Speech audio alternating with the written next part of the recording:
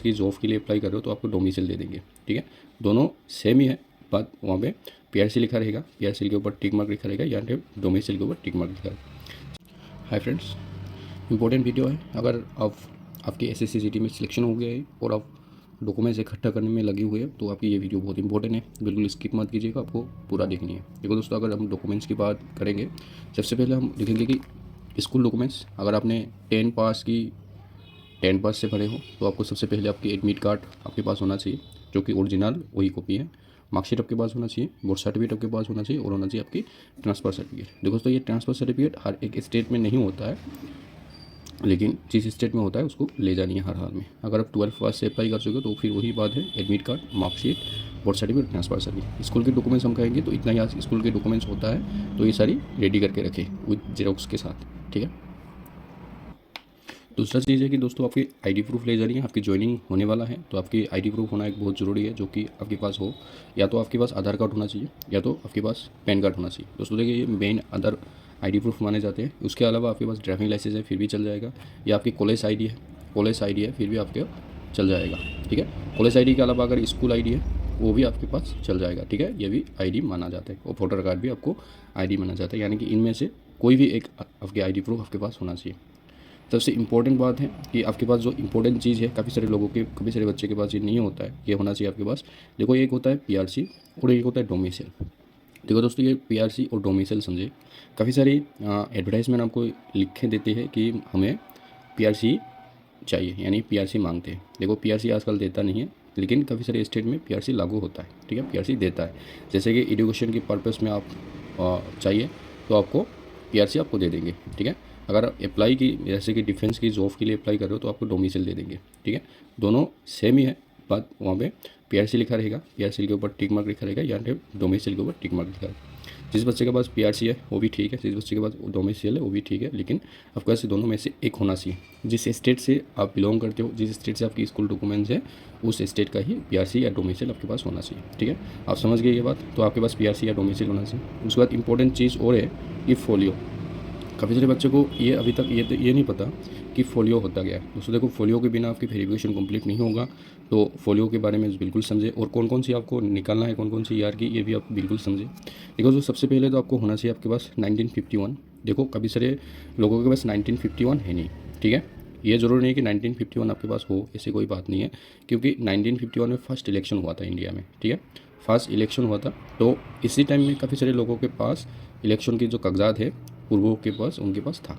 ठीक है, और काफ़ी सारे लोगों के पास नहीं था, कोई दिक्कत नहीं। 1951 जिसके पास है वो ठीक है, अगर जिसके पास नहीं है उसके बाद कम से कम 1971 या 1970 होना चाहिए। ठीक है, यानी कि उसके बाद जो नेक्स्ट इलेक्शन हुआ था, उन इलेक्शन का उनकी आईडी प्रूफ, मतलब कि उनके पास प्रूफ होना चाहिए कि उस में हमने वोट डाले थे। ठीक है, तो 1951 हो गया, 1970 हो गया। 1971 जो मोस्ट इंपॉर्टेंट है, आपको एनआरसी के बारे में पता होगा। जिसके पास 1951 है नहीं, उसके पास 1971 मांगे गए थे। जिसके पास 1971 था उसके इंडिया का सिटीजन था, इसी हिसाब से मतलब कि सरकार ने डिमांड की थी। ठीक है, तो उसके बाद आप सीधा आ सकते हो 1996 या 1990। ठीक है, ये फोलियो एक्चुअली इसको कहते हैं वोटर आईडी। उस टाइम की वोटर आईडी था, मतलब कि वोटर लिस्ट। इस टाइम हम कहते हैं इसको फोलियो। ठीक है, उसके बाद डायरेक्ट हम आ जाते हैं 2010। ठीक है, या 2008 पे आप ले सकते हो, 2008, इसमें कोई टेंशन नहीं, मतलब कि आपके होना चाहिए गैप में। और करंट जो भी आपकी वोटर लिस्ट है जहाँ पे फ़ोटो लगा हुआ है, ठीक है, लगभग इंडिया के हर एक स्टेट में ये वोटर लिस्ट हो गया कि फ़ोटो चिपका हुआ वोटर लिस्ट। तो ये करंट आप बिल्कुल ले जाए, ये बिल्कुल ना भूले कि हमने करंट वोटर लिस्ट लाया नहीं, ऐसा बिल्कुल ना करें, ये ले जाए। ये मोस्ट इंपॉर्टेंट चीज़ है, काफ़ी सारे लोग आपको नहीं बताएंगे। ठीक है, हम बता रहे हैं क्योंकि हम ये ग्राउंड में झेल चुके। ठीक है, आपको इसीलिए इसको ज़रूर ले जाए।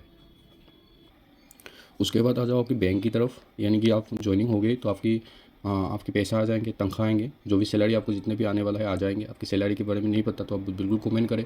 अगर एक भी बंदा अगर कमेंट करेगा सैलरी के बारे में, हम सैलरी बता देंगे हर एक डिपार्टमेंट की कितना सैलरी होता है फर्स्ट टाइम में, यानी कि ट्रेनिंग के दौरान। तो आप बैंक की तरफ आइए। सबसे पहले आपके अकाउंट नंबर आपके पास होना चाहिए। ठीक है, वो भी एसबीआई का। ठीक है, आपकी जो अपॉइंटमेंट लेटर आएगी दोस्तों, तो अपॉइंटमेंट लेटर में लिखा रहेगा कि एसबीआई का आपकी पासबुक आपके पास होना चाहिए, यानी कि अकाउंट नंबर। ठीक है, लेकिन काफ़ी सारे बच्चे के पास इससे होगा, एक्सिस बैंक भी होगा, दूसरे बैंक भी होगा, येस बैंक भी होगा, लेकिन वो भी ले जाए, कोई बात नहीं। वहाँ पे आपको सबसे पहले तो आपको पूछना पड़ेगा कि एसबीआई के अलावा मेरे पास दूसरा बैंक भी एक खाता है, तो हम उसमें ऐड कर सकते हैं नहीं सकते। ठीक है, उस हिसाब से आपके हो जाए, लेकिन SBI के आपको मांगेंगे। ठीक है, अगर आपके पास SBI की खाते नहीं है तो आप इसे उसको मतलब ओपन करने की कोशिश करें, क्योंकि एक साथ आप जाओगे तो ज़्यादा भीड़ बढ़ जाएगा, आपके डिले हो जाएंगे। ठीक है, उसके बाद आपके पास होना चाहिए पासबुक। मोस्ट इंपॉर्टेंट पासबुक है, ये इंपॉर्टेंट है ये डॉक्यूमेंट्स, क्योंकि वहाँ पे जाने के बाद आपकी पासबुक की जेरोक्स कॉपी चाहिए, क्योंकि आपके सैलरी आ जाएंगे, उस सैलरी में इसके डॉक्यूमेंट्स के साथ ये लगा रहेंगे। ठीक है, उसके बाद आपके पास चेकबुक होना चाहिए। चेकबुक की मतलब कि ब्लैंक चेकबुक आपके पास वहाँ पे जमा रहेंगे। ठीक है, वहाँ पे आपकी जमा करेंगे, तो आपके पास चेकबुक होना चाहिए। उसके बाद आपके पास ATM होना चाहिए। दोस्तों ATM की इतना अहमियत है नहीं, क्योंकि वहाँ पे ATM की कोई बारे में जिक्र नहीं करेंगे, लेकिन आपके पास ATM होगा तो आप आसानी से फटाफट पैसा निकाल सकते हो, क्योंकि ट्रेनिंग के दौरान आपके पास पैसा होना बहुत ज़रूरी है। तो ATM पे आप ले जाए। ठीक है, उसके बाद आ जाता है पासपोर्ट साइज फोटो। दोस्तों देखो, मैंने यहाँ पे जेरोक्स की क्वांटिटी मतलब कि मेंशन नहीं की। आप जितना हो सके कम से कम 3 से ऊपर ले जाए, 3 से ऊपर सेट ले जाए। जैसे कि ये फ़ोटो हो गई, फ़ोटो आपको कम से कम 10 ले जाए। ठीक है, कम से कम 10 फ़ोटो ले जाए, वहाँ पे फ़ोटो की ज़रूरत होती रहेंगे। ठीक, उसके बाद पासपोर्ट साइज़ फ़ोटो हो गए आपकी फ़ोटो, यानी कि फ़ोटो आपको ले जानी है, पासपोर्ट साइज़ फ़ोटो। ठीक है, उसके बाद दूसरा हम डॉक्यूमेंट्स अगर देखेंगे, दूसरा देखेंगे अगर फैमिली डिटेल्स। दोस्तों देखो, ये फैमिली डिटेल्स के बारे में काफ़ी सारे लोग नहीं बताएंगे, लेकिन इतना ज़रूरी है नहीं, लेकिन काफ़ी सारे ऐसे सेंटर आपको मिल जाएंगे जो कि आपकी फैमिली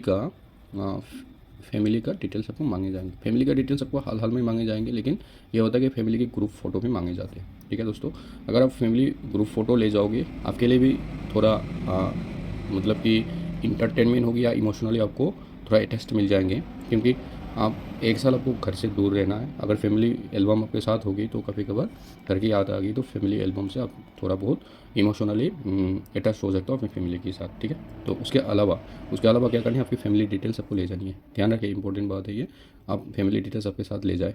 ऐसे कि ले जाए आप आपकी फैमिली की हर एक मेम्बर की आपकी डेट ऑफ बर्थ, कम से कम डेट ऑफ बर्थ याद होना चाहिए।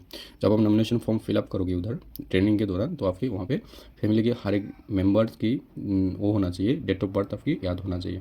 ठीक है, अभी पहले से ले जाओगे तो आपके लिए वहाँ पे आसान होगी, नहीं तो आपको हड़बड़ी हो जाएंगे। अब मैं बार बार बोल रहा हूँ कि ट्रेनिंग में आपको टाइम मिलता नहीं, वहाँ पे टाइम आपको मिलेगा नहीं। ठीक है, उस हिसाब से आप पहले से तैयारी करके जाओगे तो आपकी कोई दिक्कत नहीं होगी, ये बात ध्यान रखें।